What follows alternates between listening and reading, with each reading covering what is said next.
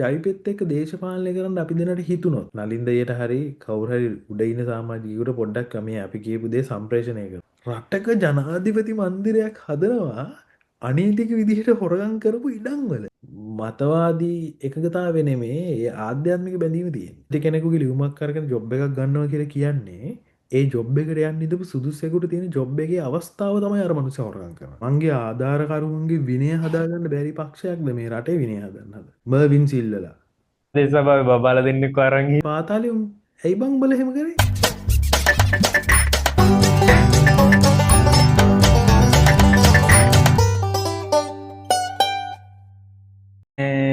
දැක්කද අර වැලිගමනේ වැලිගම ප්‍රාදේශ සභාවේ බබාලා දෙන්නෙක් අරන් ගිහිල්ලා කියලා. ඒ බබාලා දෙන්න වායේ බස්සලා ගිහිල්ලාලු මේ හප් කියලා අර වань. එහෙම ඒ බබාලා දෙන්න ඒක උස්සලා තින්නේ කොහොමද දන්නේ නැහැ. මෙහෙමලු වෙලා තියෙන්නේ. මම කියන්නේ මේ පත්තරේ තිබ්බ එක හොඳේ.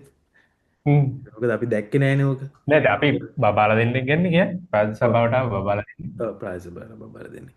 මෙහෙම වෙලා තියෙන්නේ. හරිද? ඒ ප්‍රාදේශ සභාවට බබාලා දෙන්න එනකොට ත්‍රිවිල් එක ඇවිල්ලා තින්නේ. එතකොට ඒ ත්‍රිවිල් එක එනකොට වෙන කැබ් එකකින් කට්ටියක් ඇවිල්ලා ඒගොල්ලෝ කැස් බදලා අරගෙන ගිහින් තියෙනවා. අරගෙන ගිහිල්ලා කොහෙද මන් දන්න රඳවලා තියාගෙන ඉඳලා ෆෝන් එහෙම අරගත්තලු. ඊට පස්සේ මේ ආය අරන් ඇවිල්ලා ගාල්ලෙම තවත් ප්‍රදේශයකට බස්සලා තියෙනවා. බස්සලා මේ අරගොල්ලෝ ගිහින් තියෙනවා. ඉතින් සැර කරලත් නැහැ. තර්ජනය කරලත් නැහැ. පහර දීලත් නැහැ. ඉතින් සම්පූර්ණ ඇයි මං අහන්නේ ට්‍රිප් එකක් අරන් ගිහිල්ලා ඒකනේ මං අහන්නේ දැන් මේ එහෙම පැහැර ගැනීමක් කරේ ඇයි බං පැහැරගත්තේ උන්? මං අහන්නේ පාතාලේ උන් ඇයි බං උඹලා එහෙම කරේ? අඳුරකටවත් එක්කන් ගියද ඊට පස්සේ මන් දන්නේ පැහැර ගැනීමක් ඇහුවමයිනේ. දැන් ඉතින් කොහොම හරි හම්බෙලානේ බබාලා දෙන්න ඕනේ. ඔය දෙන්න හම්බෙලා. ඒ අතර වැලිගම් ප්‍රාදේශ සභාවේ මේ මන්ත්‍රීවරු දෙන්නෙක් ආවේ නැහැ කියලා මේ ප්‍රාදේශ සභාවේ මේක තියන්න බෑ කියන සභාපති තෝරගන්න එක. ඒකමනේ නේ ඔව්. එකම කියන්නේ. ප්‍රාදේශ සභාවේ මේ ඡන්දෙ තියන්න එපා සභාපතිව තෝරගන්න කියලා ආණ්ඩු පක්ෂ නෙමෙයි ඉතින් ඇත්තටම මේ NPP එකේ කට්ටිය කෑ ගහලා මොකද ඒකේ ආණ්ඩු පක්ෂයක් විරුද්ධ පක්ෂයක් කියලා එකක් නැහැ නේ මොකද තාම සභාපති තෝරලා නැහැ නේ. එතකොට මේ කියන්නේ අර බබාලාගේ පැත්තේ. බබාලාගේ පැත්තේ කට්ටිය කෑ ගහලා. බබාලාගේ පැත්තේ බබාලාගේ අම්මලා. ඔව් බබාලාගේ අම්මලා සෙට් එක කෑ ගහලා අම්මලා තාත්තලා සෙට් එක කෑ ගහලා. ඊට පස්සේ මේ විපක්ෂයේ ඔය සාජබය නම් මනම් ඒ පක්ෂයට සෙට් එක කියලා එහෙම බෑ මේ සභාපති තෝරන ඡන්දෙ තියන්න කියලා. එහෙම තියන්න හදනකොට ඒකට විරුද්ධ පක්ෂයෙන් කෑ ගැහුවා කිව්වට පස්සේ ආධාරකරුවෝ දොර කඩාගෙන ඇවිල්ලා මේ විරුද්ධ පක්ෂයට ගහලා. බෝතල් වලින් එහෙම ගැහුවා කියලා තමයි පත්තරවල සඳහන් වෙලා තිබ්බේ ලංකාදීපේ දිවයිනේ. ලංකාදීපේ දිවයිනේ දෙකෙන්ම ඒක මේව කරලා තිබ්බා. ලංකාදීපේ දිවිනයි සාමාන්‍යයෙන් කොයි පැත්තට වගේ සාමාන්‍ය නිවුස්. එහෙම කියන්න අමාරුයිනේ දෙපැත්ත කොහොම ඉතින් මන් දන්නේ නැහැ ඒක මේ කොහොම හරි එහෙම දාලා තිබ්බා. ඊළඟ කතාව මේ දැන් ඔතනින් මට එන එක දැන් ආධාරකරුවෝ ඇයි බං අර දොරක් කඩාගෙන ගිහිල්ලා අරුන්ට ගහන්නතර උන්ට කොච්චර හයියක් තියෙනවද? දැන් ඉස්සර අපිට මතකයිනේ මර්වින් සිල්වලා අර කුඩු නුවන්ඩාර එහෙම කියන එක අරගෙන ගිහිල්ලා ප්‍රවෘති අධ්‍යක්ෂකයට ගැහුවන් TMGට ජාතික රූප එයාගේ වොයිස් කට්ටයක් දැම්මේ නැහැ කියලා. එතකොට මොකක් හරි දෙයක් වෙච්ච ගමන් මැරයෝ ඇවිල්ලා වට කරලා පහර දෙන්න හදලා ඒව අපි දැක්කා කලින් ආණ්ඩුවල. දැන් ඒතර මේ NPP එකත් තමන්ගේ ආධාරකරුවෝ පාක්ෂිකයෝ දාලා කරන්නේ මේකද? දැන් NPP එක කියනවා ඉතින් තොණ්ඩමන්ලා එහෙමනේ කරන්නේ. නෑ ඒක තමයි. දැන් කියන ඉතින් හරියේද? ඒ ප්‍රාදේශ සභාව පිටවද්දී ඒ වයිබ් එකකින් එන්න. ඒ වයිබ් දැන් එතකොට දැන් මේ විදිහට දැන් මේ තමන්ගේ ආධාරකරුවන්ගේ විනය හදාගන්න බැරි පක්ෂයක්ද මේ රටේ විනය හදන්න හද. අපි ඉතින් දන්නවනේ කැම්පස් ඇතුලේදී කොහොමද ඒගොල්ලෝගේ විනය පවත්වාගත්තේ කියලා. තව මිනිස්සුෙකුට මඩ ගහන එක, තව මිනිස්සෙකුගේ පෞද්ගලික ජීවිතයක් ඇදලා ගන්න එක, තව මිනිස්සෙකුගේ මොකක් හරි දෙයක් ඇදලා අරගෙන කිසිම අදාළත්වයක් නැති දෙයක් ඇදලා ගන්න එකනේ බහුතරයක් කලාදි කරන්න මතවාද ඔව්. පාරක් මතවාදර ප්‍රතිරුද්ධ මතයක් ඉදිරිපත් කන්න නෙමේ එක්ක නොකරපු වැරද්දේ රට අල්ලනවා එහෙමනේ අපි දැකතින විශ්විද්‍යාල ඇතුරි කොහොම දෙකනගේ භාවිතාව තිබ්බේ කිය දැන් මේ වගේ නිරූපණය වෙන්න ඒ වගේ දෙයක් බේති අනේ මන්දන්න ඉතින් මම කියන්නේ විශ්වාස කරන පුද්ගලිකව ජෛප ඉහළ මණ්ඩලේ ඉන්න කට්ටිය මෙහෙමන ඔව්. විශ්විද්‍යාල ඉන්න කාලේ මම සමහර පුද්ගලයොත් එක්ක ගනුදෙනු කරලා තිනවා කතා බහ කරලා තිනවා දවස් කීපයක් දවස් අධ්‍යයක් වගේ මට හම්බෙලා තියෙනවා ඒ මිනිස්සු කතා කරන ඒ මිනිස්සු මාර හොඳයි ඒ මිනිස්සු මාරම හොඳට ගනුදෙනු කරන මිනිස්සුත් එක්ක ඔව් මම ඒකනේ කියන්නේ ওই JVP ගේ ඡන්ද ගඩන්නේ JVP ගේ මේ උඩ ඉන්න නෙමෙයි. හ්ම් අර JVP කියාගන්නේ යට ස්තරේ මට දැන් නම් පහක් කියන්න පුළුවන්. ඔව් අනිවාර්යයෙන් JP දැන් කවුරු වැරදිලා හරි මේක කවුරු හරි මේ MPP ගේ උඩ ස්තරේ කට්ටිය බලනනම් ඔයාලගේ කියලා මේ ඔයාලගේ මේ පක්ෂයට වැඩ කරනවා කියලා මේ මං අඳුරුණු පහක් විතර ඉන්න උන් කරන්නේ ඡන්ද කඩන එක. දැන් අනිත් එක දැන් මෙහෙමයි දැන් හිතන්නකෝ දැන් ආණ්ඩු පක්ෂය හරි විපක්ෂය හරි මොකක් හරි පක්ෂයක් බලන්න ඕන පුළුවන් තරම් පිරිස ඒක රාශී කරගන්න එකනේ. දැන් අපි දෙන්න ජයිපට හරි NPP කට හරි විරුද්ධයි කියමුකෝ. අනාගතයේ දවසකදී අපි දෙන්නට ජයිපෙත් එක්ක දේශපාලනය කරන්න අපි දෙන්නට හිතුනොත් ජවිපේ ඒකට සූදානම් නැද්ද? අපිව සම්බන්ධ කරගන්න සූදානම් නැද්ද? හරිද? මේ මම ඉස්සර හිතන් හිටියේ එහෙම. ඔව්. හරිද? හැබැයි මේ ඡන්දෙන් පත් වෙච්ච අය බැලුවට පස්සේ මට තේරෙනවා එහෙම ලොකු අවුලක් නැහැ කියලා. ඒ කියන්නේ මට ඉස්සර නෑ පොඩි නේ මම කීප එක සම්පූර්ණයෙන් වෙනස් වෙනවා මම සම්පූර්ණ කරේ නැත්තම් කතාව. හරිද? හ්ම්. මම කියන්න හැදුවේ මෙහෙමයි. දැන් කවදා හරි දවසකදී අනාගතයේ දවසකදී ඒගොල්ලොන්ට මේ ලංකාව ඇතුලේ බහුතරය හදාගන්න ඕන නම් අපි වගේ මිනිස්සු එපැයි. ඒ ආණ්ඩු පක්ෂයට විරුද්ධව කතා කරන මිනිස්සුත් ඒගොල්ලන්ට පක්ෂ වෙන එක ඒගොල්ලන්ට අනිවාර්යෙන් කරගන්න ඕන. ඔව්. එතකොට ඒගොල්ලෝ කරන්න ඕන එහෙමනේ ඉතින් මේ පරදින්නේ. එමනේ මේ පාර දින්නේ. මොකද මේ ඔය පොහොට්ටු ඉඳපු සෙට් එක හරි අපි බැන හිටියට අපි දුන්නනේ. ඔව් ඒක තමයි. දැන් නෑ කියයි. එහෙම බැලුවොත් ඉතින් මොකෙක්වත් දීලා නෑ. දීලා නැහැ. එතකොට දැන් මේ ඒ දවස වෙනකොට අපේ මතවාදෙන වෙනස් කරන්න ඕනේ. දැන් ඒගොල්ලෝගේ මතවාද නිවැරදි නම් ඒගොල්ලෝ කරන්න ඕනේ අපි දරන මතවාදේ වැරදි මල්ලි උඹලා මේ හිතන් ඉන්න එක වැරදි. මෙන්න මේක තමයි නිවැරදි මතවාදය කියලා පෙන්වන එකනේ. හැබැයි ඉහළ පැලැන්තියේ ඉන්න කට්ටිය ඒකට උත්සාහ කරනකොට පහළ පැලැන්තිය හදන්නේ පෞද්ගලික දේවල් අරගෙන පෞද්ගලිකවමට ගන්න. එතකොට පෞද්ගලිකව හැදෙන ඇරියස් එක හිත් ඇලීම හිත් බිඳීමත් එක්ක ඒ මිනිසුත් එක්ක එකට වැඩ කරන කවදාවත් විරුද්ධ පක්ෂ මිනිස්සු එකඟ වෙනවද?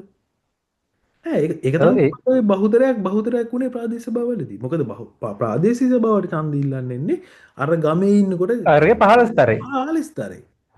පහළ ස්තරේ 15 ස්තරේ ඉල්ලන්නේ නැන්නේ 15 ස්තරේ ඉන්න උන් ගමේ JVP කෙරුවාව ඉතින් අපි දන්නවනේ අය ඔක්කොමත් එක්ක වලිදාගෙන අර එකෙක් කිය එක මේ කවුරුත් කියන ඒවා අහන්න නැතුව තමන්ගේ මතේම විතරයි සහ ඒ අර අනිත් මත එන මත මේ පරාජය කරන්නේ නැහනේ ඒවා නිකන් අවඥාවට ලක් කරන්න සහ වෙන දේවල් මේව කරන එකනේ කරන්නේ එතකොට මං අර ඉස්සෙල්ලා කිව්වේ එහෙම දැන් මාත් හිතන් හිටියා ඉස්සර එහෙම ඉතින් අපිට නම් බෑ මේ වගේ එකට මේවා වෙන්න ඉතින් අර ඒක මත්තෙම ඒකටම එහෙම එන්න ඕනේ කියලා.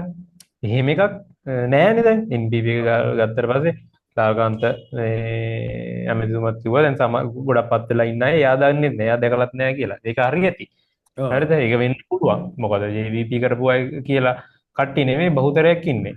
මේ අලුත් මේවා කරපු අය සමහරලාට එයාලට විරුද්ධ අදහස් දරපු ඒ වගේ කට්ටිය ඉන්නේ. එතන වෙනස තියෙන්නේ මං කිව්ව එකේ වා කිව්ව එකේ මං කියන්නේ උඩ ස්තරය ගැන වා කිව්වේ පහළ ස්තරය ගැන. හරිද? ඔය පන්ති මොකද්ද වෙනසක් ඇති නොකරන්න නේද කට්ටිය? එතන පොඩි තියෙනවා පන්ති වෙනසක්. එතන පන්ති වෙනසක් තියෙනවා. ඔක්කොම කලින් ජයිපේට දීර්ඝකාලීනව බලේ ඉන්න ඕන නම් කරන්න ඔක්කොම කලින් පහළ ඉන්න සමාජිකයෝ ටිකට උගන්වන්න මිනිසුත් එක්ක ගනුදෙනු කරන්නේ කොහොමද කියලා. ගනුදෙනු කරන්න. ඔක්කොම කලින් මිනිසුත් එක්ක ගැටුමක් ඇති වෙන්නේ නැති වෙන විදිහට මේ මිනිස්සුන්ගේ අනිත් මනුස්සයාගේ හිත් ගැන කල්පනා කරලා මානුෂික මුහුණුවරකින් අදහස් හුවමාරු කරගන්නේ කොහොමද කියන එක පහළ බිම් මට්ටමේ සමාජිකයන්ට උගන්වන්න. අවම සදාචාරය උගන්වන්න. කතා කරනකොට තව මනුස්සයෙක් එක්ක ගනුදෙනු කරනකොට අවම සදාචාරය උගන්වන්න. ඒ අවම සදාචාරය නැතුව ජේපි ආපූ කියල හිතන මට්ටමට නං පහල සාමාජිකයෝ හදල දෙන්නේ මචං බලට ගොඩක්කල් දේශපාලඉන්න අමාරුවේ. ඔය දැනට ඔය ඇවිල්ල ඉන්න රැල්ලට ඉන්න උන් ටිකත් එපා වෙල උඹලෝ දාලගීපු දවසට ඉතින් මොකද වෙන්න කෙරෙදි හිතාගන්න පුළුවන් නේද. දැන් මටත් මේ මට හිතිච්ච එකක් තමයි දැන් අපේ දැන් ඔය බෙගම්වල කැම්පස්වල ඔය ලොකුවටම ජේවිප එක බැහැගෙන කරපු අය එක පැත්ත පලාතකවත් නෑනේ. දැන් මේ වගේ දැන් අනිත් ඒවා නම් හරි. අනිත් දැන් ඔය මේ අනිත් ඔය පොහොට්ටු ඒවා UNP වේවා සමගි වේවා ඕවා එහෙම අර මේවට නැහිගෙන කරා කියලා උන් අර වෙනම මේ මොකද වෙනම වලව පැලැන්තියක් වගේ එකක් මේන්ටේන් කරන සෙට් එකක් ගන්න ඉන්නේ. එතකොට එයාලා කට්ටිය දාගන්නවා අරුන් ගැන වගේ වගන්න. හැබැයි මෙයාලා ගැන එහෙම එකක් නෙමෙයිනේ මේවා උනේ.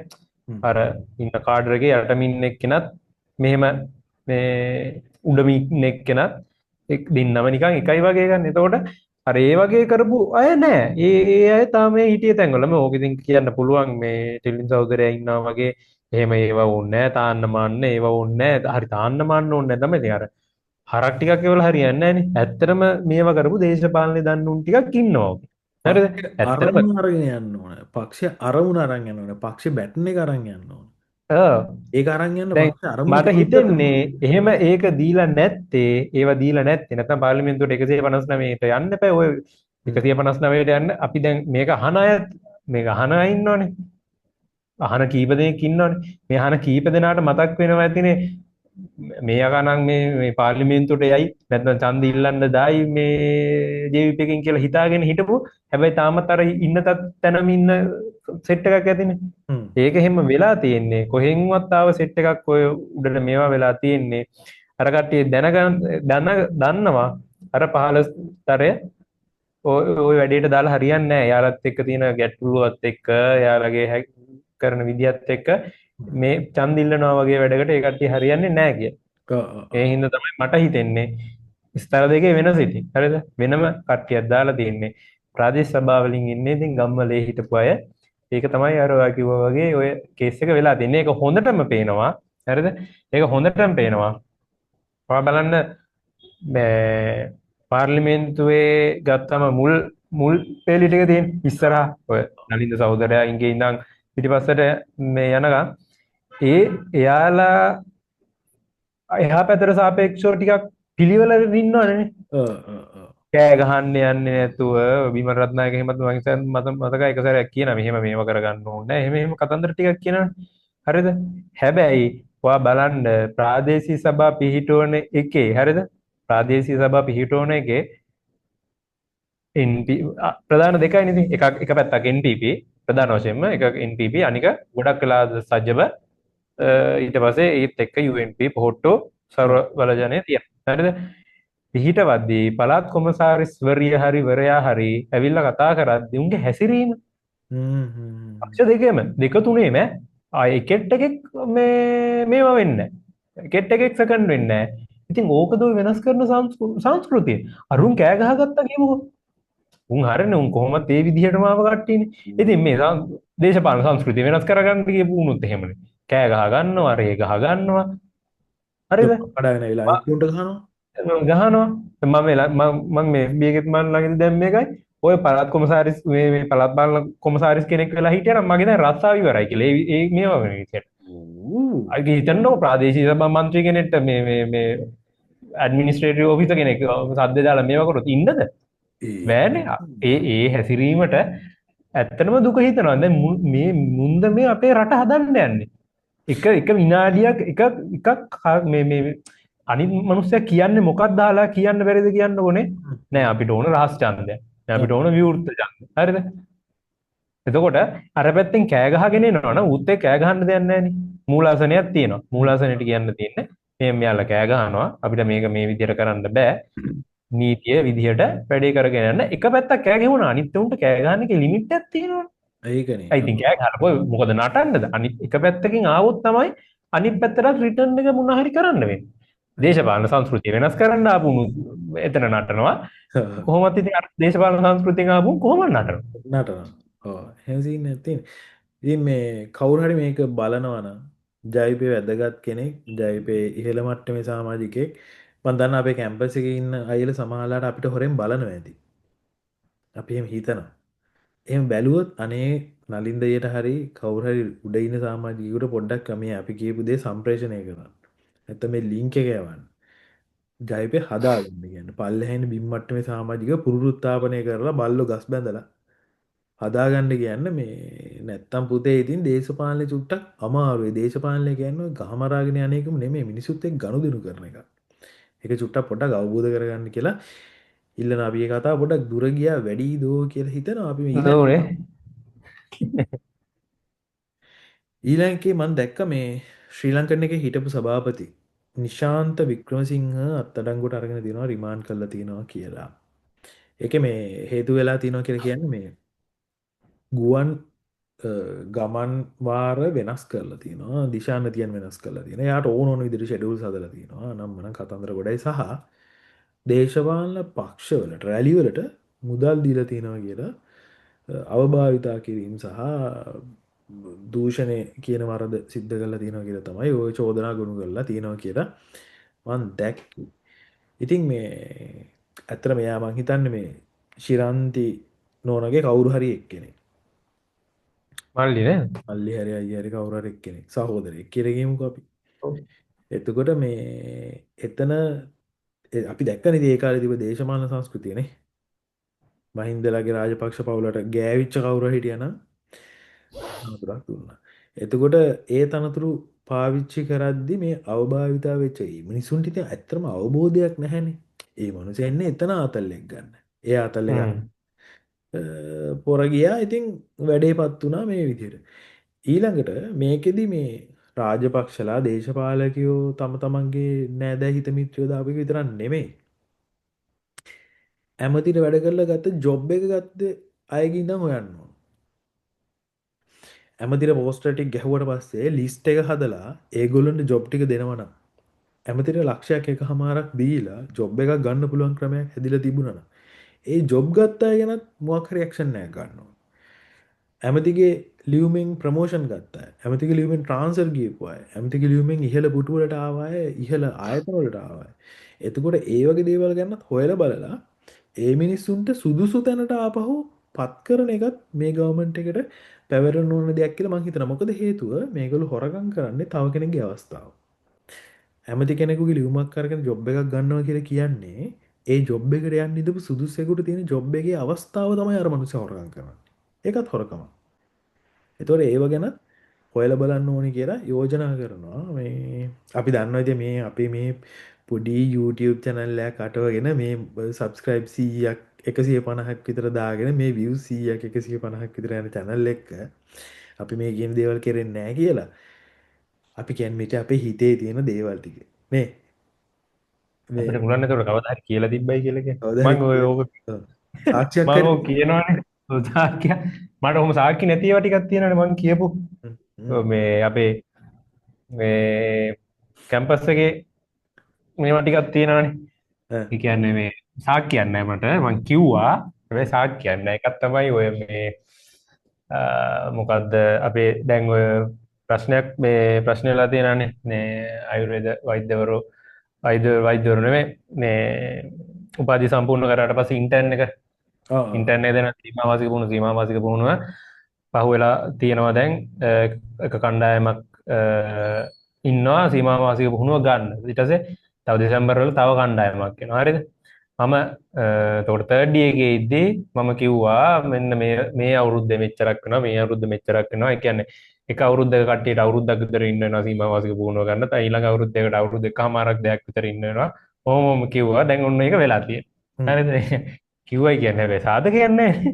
මම කිව්වා කියලා මට මතකයි. ඔය ඉතින් ඕක කිව්වේ තව මතක කීප දෙනෙක් ඇති. හරිද? දැන් එතකොට අපිට දැන් මේක කියලා තිබ්බට පස්සේ මේ අපිට පුළුවන් හදිස්සිය කාට හරි වෙන මේ බලන්න මම කියලා ඩේට් එකත් එක දැම්මා. දැම්මා. සහ අපිට ඊළඟට කතා කරන ඒවාට මේ එක අපි මේ කිව්වා හරි අපිට අපේ Facebook එකේ post එකක් දාන්න. ඉතින් අර අපිට තියෙනවනේ අපිට ගන්න පුළුවන්. ඒ අතල් එකක් තියෙනවා. අපේ ආතල් එක තමයි අපි දේශපාලනික දකින මතය වෙනස්. එතකොට අපි දකින මතය කියන එක අපි මේ විදිහට කරන්න ඕනි කියලා කියන එක තමයි අපේ ආතල් එක. ඒ ආතල් එක උඹලට ගන්න පුළුවන් නම් ගනිilla.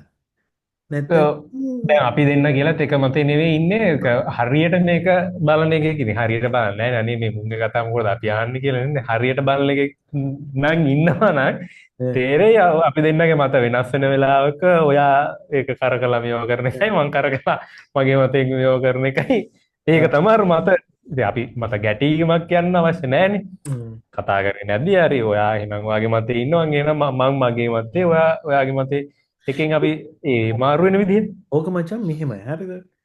ඕක මේ දේශපාලන මතයක් දරනවා කියන එක වෙනස් මචං දේශපාලන පක්ෂයක සමාජිකයෙක් වෙනවා කියන එක දෙකක්. හ්ම් පාලන මතයක් දරනවා කියන එක වෙනස් මචං. දැන් උඹ හිතපන්කෝ දැන් මම මචං පොහොට්ටුවේට ඡන්ද දීපු කෙනෙක් එක්ක තරහ නැහැ. ජයපිට ඡන්ද දීපු කෙනෙක් එක්ක තරහ නැහැ. හේතුව මචං ඒ මිනිස්සයා රට හදන්න බලාපොරොත්තු වෙන ප්‍රතිපත්තිය එහෙම කරපුවාම තමයි රට හැදෙන්නේ කියලා විශ්වාස කරන එකෙක් මචං. දැන් මම හිතනවා මචං මේ විදිහට හැදුවොත් රට හදන්න පුළුවන් කියලා. NPP එකේ ඉන්න එක්කෙනා හිතනවා මේ විදිහට රට හැදුවොත් හදන්න පුළුවන් කියලා. ඒතර පොහොට්ටුවේ කෙනා හිතනවා මේ විදිහට රට හැදුවොත් හදන්න පුළුවන් කියලා. එතකොට මචං අපිට කිසිම අයිතියක් නැහැ. මං කියන එක තමයි හරි. උඹලා හිතන එක වැරදි කියලා කියන්නේ. ඒක හරියට නෑ කොළඹට යන්න පාරවල් 3-4ක් තියෙන. කෙනෙකුට නුවර ගිහින් කොළඹ යන්න පුළුවන් කුරුණෑගල ඉඳන් කෙනෙකුට කුරුණෑගල ඉඳන් පුත්තලමට ගිහිල්ලා පුත්තලම හරහා යන්න පුළුවන්. ඒ වගේ පාරවල් සෑහෙන්න තියෙනවානේ. ඒතකොට ඒ වගේ කෙනෙක් දරන මතය අපිට ඒකට එක විරුද්ධ වෙන්නවත් ඒ මොනසය පාගල දාන්නත් පහර ගහන්නත් ඕනේ. අපි අපේ මතය කිව්ව එච්චරයි. ඒතකොට අපි දිරන්න ඕන නම් කරන්න ඕන. අපි දේශපාලනය කියලා කරනවා නම් කරන්න ඕන. අනිත් කෙනාට අපේ මතේ තහවුරු කරලා ඒත්තු ගන්නලා එයා අපේ පැත්තට ගන්න එක. එහෙම නැතුව බලපෑම් කරලා ගන්නවා කියන්නේ ඒක අර හිට්ලර් පන්නේ පාලනයක් තමයි. ඒකාධිපති පාලනයක් තමයි. ඒ එතකොට ඔක ගොඩක් වෙලාවට ඔය ආගියුමන්ට් එකයි මේවා යන්නේ දැන් අපිට එහෙම මේ එහෙම කියන්නේ එහෙම කාටවත් බැන්න කියලා දැන් මහින්දට බැන්නත් නාමල් රාජපක්ෂට බැන්නත් රනිල් වික්‍රමසිංහට බැන්නත් සජිත් ප්‍රේමදාසට බැන්නත් මන්රෝය කුමාර දිසානායක සහෝදරයට බැන්නත් මේ ටිල්ලින් සහෝදරයට බැන්නත් අපිට මේ කියන්නේ තරහ යන්නේ හරිද සෙට් එකක් ඉන්නවා මේ ඔය කට්ටිය කාට හරි හරි ඒ පක්ෂවල ඉන්න වෙන කාට හරි බැන්නොත් වෙන කවුරු හරි බැන්නොත් හරි බයින්නෝ වැරද්දක් කිව්වොත් තරහ යනවා නේ ඒ තරහත් එක්ක තමයි අරයා ඒකට ලොකු රියැක්ෂන් නැද්ද නේ කියන්නේ දැන් අපි හිතමු අපේ මේ ගෙදර මිනිස්සෙට බැන්නම ඉතින් හරිනේ තරහ යනවා ඒක තරහ යන එක සාධාරණයිනේ ඒක තරහ යනවා තියෙන බැඳීමත් එක්ක ඒක තරහ යනවා අන්න ඒ වගේ තමන්ගේ ගෙදර ගෙට්ට බැන්න මේ බැන්න හරි තමන්ගේ ගෙදර එකෙක් කරේ වැරදි වැඩේ කිව්වා වගේ මේ නිකන් අපි හිතමුකෝ දැන් මේ උඹලා ගෙදර මේ තාත්තා මොකටද මේ මරුටියක් ගෙනාවේ මරුටියක් ගේන්න එපා මේ මරුටියක් ගෙනාවේ මොන මගුලටද මේ සල්ලි නැතික වෙලාවේ ඌවා ගේන්න ඕනද දැන් කිව්වම හරිනේ එතකොට තරහ යන එක සාධාරණයි හරි එතකොට මේ දේශපාලක පාලනය කරන නැත්නම් අරුණ කුමාර හරි මහින්ද රාජපක්ෂ හරි මේ ජෙට් වගේක් ගෙනල්ලා අපරාධනේ සල්ලි කියලා කිව්වම මරුවට තරහ යනවා ඇයි ඒ කියන්නේ අර මතවාදී එකගතාව නෙමේ ඒ ආධ්‍යාත්මික බැඳීම තියෙන්නේ. ඒ කියන්නේ අර හිතින් බැඳිලා ඉන්නේ බොන්ඩ් එක හිතින් බැඳිලා ඉන්නේ. ඉන්නේ ඒකයි. එහෙම කේස් එකක් තියෙන ඉතින් මේ ඒ වගේ දැන් අපි මොන හරි කියනකොටත් උඹලට හිත රිදෙනවා නම් උඹලා චුට්ටක් හිතට තට්ටු කරලා බලපල්ලා උඹලා කාට හරි ලව්ද කියලා. දේශපාලනිකව ලව්ද කියලා. ඒතර තමයි උඹලට හිත රිදෙන්නේ.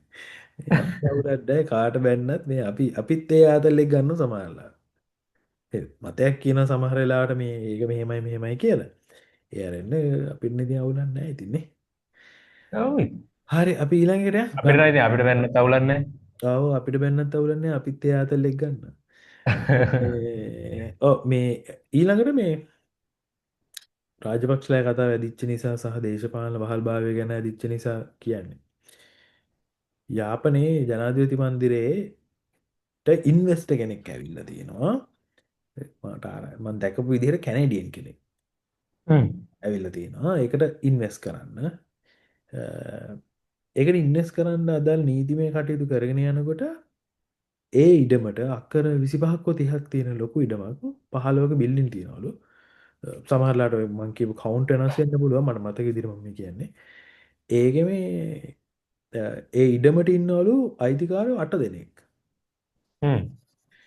ඒ කියන්නේ ඒ ජනාධිපති මන්දිරය හදලා තියෙන්නේ මිනිස්සුන්ගේ බලෙන් අත්පත් කරගත්ත ඉඩමක හදලා ඉඩම් වල හදලා තියෙන්නේ. එතකොට ඒක රජයේ අයිති ඉඩමක නෙමෙයි ඉඩ හදලා තියෙන්නේ. හ්ම් හ්ම්. මට පලෙන් ප්‍රශ්නය රජයට අයිති නැති ඉඩමක ජනාධිපති මන්දිරයක් වගේ ප්‍රධාන එකක් හදන්ඩ පර්මිෂන් හම්බුනේ කොහොමද. දෙවනි එක ඉඩමට අයිතියක් නැතුව කොහොමද දැන් මගේ ඉඩමේ කවුරුහරි ජනාධිපති මන්දිරයක් හරි මොකක් හරි එකක් ගහනකොට රජයේ ඒක හොයලා බලන්නේ නැද්ද ඉඩම කවුද කාටද අයිතිය තියෙන්නේ කියලා. ඊළඟ කතාව රටක ජනාධිපති මන්දිරයක් හදනවා අනීතික විදිහට හොරගම් කරපු ඉඩම් වල. ඉතින් නීති ආධිපත්‍ය ඒ රටේ පාලන ක්‍රමේ ඒ මිනිස්සුන්ට හොඳ ජීවන තත්ත්වයක් ගැන මොන බලාපොරොත්තුවද මචං. රටේ රජ්ජුරුව මචං මිනිස්සුන්ගේ ඉඩම් හොරගම් කරලා ඒකේ ගහනවා මාලිගයක්. ඉතින් ඒ වගේ රටක රජ කෙනෙක්ගේ ඒ වගේ පාලනයක් ඇතුලේ කොහොමද කොයි සාධාරණ කාලේ හදලා තියෙනව? 2014 15 කාලෙලු හදලා තියෙන්නේ. ඒ කියන්නේ රාජපක්ෂ පාලනය යටතේ පටන් ගන්නවා.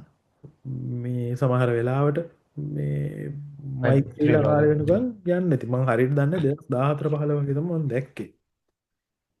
ඉතින් ඔන්න ඔහම එකක් ඉතින් මං කල්පනා කරේ ඔන්න ඔහම එකක්. නෝක තමයි තත්ත්වය. තත්ත්වේ. ඉතින් මේ කොනක ඉඳන් හදන්න වෙන එකක් තමයි තියෙන්නේ NPP එකට කොහොම හරි. ඔය ඉතින් ඒක තමයි කොනකින හදන්න දේවල් තියෙද්දි මේ වෙන වෙන වැල් බයිලානේ කරන්නේ. පිස්සුනටලා හරියන්නේ නැහැනේ. දැන් මෙහෙම දැන් ඕවට කතා කරනකොට